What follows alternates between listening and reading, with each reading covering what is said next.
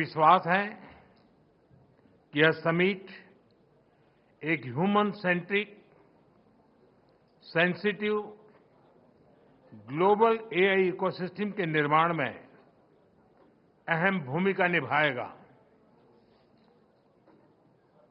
Friends,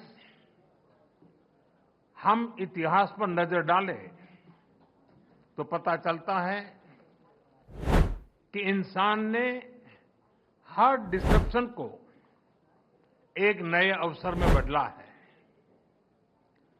आज हमारे सामने फिर ऐसा ही अवसर आया है। हमें मिलकर इस डिसरप्शन को मानवता के सबसे बड़े अवसर के रूप में बदल देना है। फ्रेंड्स, भारत बुद्ध की धरती है और भगवान बुद्ध ने कहा था, right action comes from right understanding. इसलिए ये बहुत आवश्यक है कि हम साथ मिलकर ऐसा रोड मैप बनाएं जिससे एआई का सही इम्पैक्ट दिखे। और सही इम्पैक्ट तभी आता है जब हम सही समय पर सही नियत से सही निर्णय लेते हैं। फ्रेंड्स, कोविड ग्लोबल पैंडेमिक के समय दुनिया ने देखा है कि जब हम एक दूसरे के साथ खड़े होते हैं तो असंभव भी संभव हो जाता है। वैक्सीन विकास से लेकर सप्लाई चेन तक, डेटा साझा करने से लेकर जीवन बचाने तक सहयोग ने ही समाधान दिया। टेक्नोलॉजी कैसे मानवता की सेवा का माध्यम बन सकता है, ये हमने भारत में कोविड काल में देखा है। हमारा जो डिजिटल वैक्सीनेशन प्लेटफॉर्म था, उसने करोड़ों लोगों को समय पर वैक्सीनेट कराने में बहुत मदद की। हमारे यूपीआई ने उन मुश्किल परिस्थितियों में भी ये सुनिश्चित किया कि लोग आसानी से ऑनलाइन ट्रांजैक्शन करते रहे। यूपीआई ने भारत में डिजिटल डिवाइड को दूर करने में भी बहुत बड़ी भूमिका निभाई है।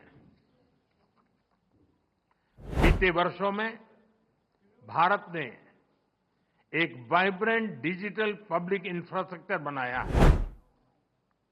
हम इसे दुनिया के साथ भी शेयर कर रहे हैं, क्योंकि हमारे लिए टेक्नोलॉजी पावर का नहीं बल्कि सेवा का माध्यम है। पावर नहीं, एम्पावर करना।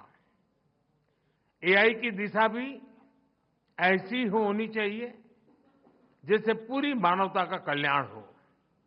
फ्रेंड्स, अतीत में टेक्नोलॉजी ने डिवीजन क्रिएट किए, लेकिन वर्तमान में एआई टेक्नोलॉजी सबके लिए सुलभ हो, सबकी पहुंच में हो, ये हमारा लक्ष्य होना चाहिए। इसलिए आज जब हम एआई के फ्यूचर पर चर्चा कर रहे हैं तो हमें ग्लोबल साउथ की आकांक्षाओं और प्राथमिकताओं को भी एआई गवर्नेंस के केंद्र में रखना होगा। एक्सेलेंसी, युग चाहे कोई भी रहा हो, एथिक्स हमेशा ही चर्चा के केंद्र में रहा है। अंतर बस इतना आया है कि पहले अनएथिकल बिहेवियर का दायरा बहुत छोटा होता था, लेकिन एआई में इसका दायरा असीमित है, अनलिमिटेड है। इसलिए एआई के लिए हमें एथिकल बिहेवियर और नॉर्म्स का दायरा भी असीमित बनाना होगा। एआई कंपनियों के सामने बहुत बड़ी जिम्मेदारी है। प्रॉफिट के साथ साथ पर्पज पर भी फोकस हो, ऐसे एथिकल कमिटमेंट की बहुत आवश्यकता है। व्यक्तिगत स्तर पर एआई हमारी लर्निंग, इंटेलिजेंस और इमोशंस को प्रभावित कर रही है। एक्सेलेंसी, एआई के एथिकल उपयोग के लिए मेरे 3 सुझाव हैं। फर्स्ट, डेटा सॉवरेनिटी को रिस्पेक्ट करते हुए एआई ट्रेनिंग के लिए एक डेटा फ्रेमवर्क बने। जैसे एआई में कहा जाता है, गार्बेज इन, गार्बेज आउट। अगर डेटा सुरक्षित, संतुलित, विश्वसनीय नहीं होगा तो आउटपुट भी भरोसेमंद नहीं होगा।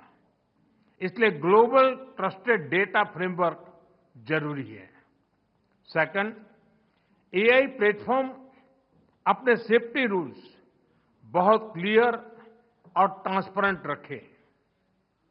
हमें ब्लैक बॉक्स के बदले ग्लास बॉक्स अप्रोच चाहिए, जहां सेफ्टी रूल्स देखे और वेरीफाई किए जा सके। तब अकाउंटेबिलिटी भी क्लियर होगी और बिजनेस में एथिकल बिहेवियर को भी बूस्ट मिलेगा। थर्ड, एआई रिसर्च में पेपर क्लिप प्रॉब्लम का उदाहरण दिया जाता है।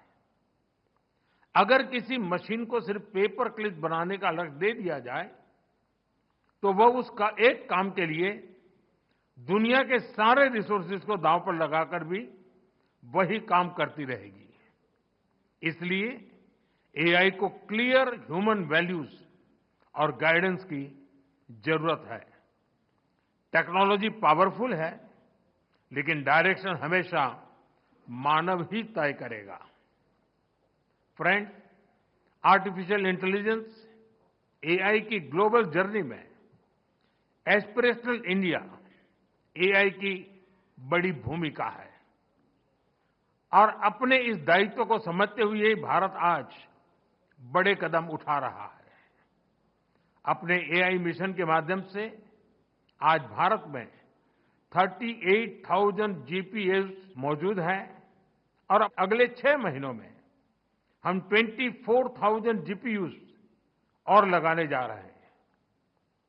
हम अपने स्टार्टअप्स को बहुत ही अफोर्डेबल रेट्स पर वर्ल्ड क्लास कंप्यूटिंग पावर उपलब्ध करा रहे हैं। हमने एक एआई कोष भी बनाया है। इसके माध्यम से 7,500 से अधिक डेटा सेट्स और 270 एआई मॉडल्स को नेशनल रिसोर्स के रूप में शेयर किया गया है। फ्रेंड्स, एआई को लेकर भारत की दिशा स्पष्ट है, भारत का विचार स्पष्ट है। एआई पूरी मानवता की भलाई के लिए एक शेयर्ड रिसोर्स है। हमें मिलकर ऐसा एआई फ्यूचर बनाना होगा जो इनोवेशन को आगे बढ़ाए, इंक्लूजन को मजबूत करे और ह्यूमन वैल्यूज का समावेश करके आगे बढ़े। जब टेक्नोलॉजी और ह्यूमन ट्रस्ट साथ साथ चलेंगे तो एआई का सही इंपैक्ट दुनिया पर दिखेगा। ऐसे ही वीडियोस के लिए लाइक करें, शेयर करें, फॉलो करें। YouTube पर जाकर सब्सक्राइब कर बेल आइकन दबाना ना भूलें और ताजा अपडेट्स के लिए swedeshlive.com पर जरूर जाएं।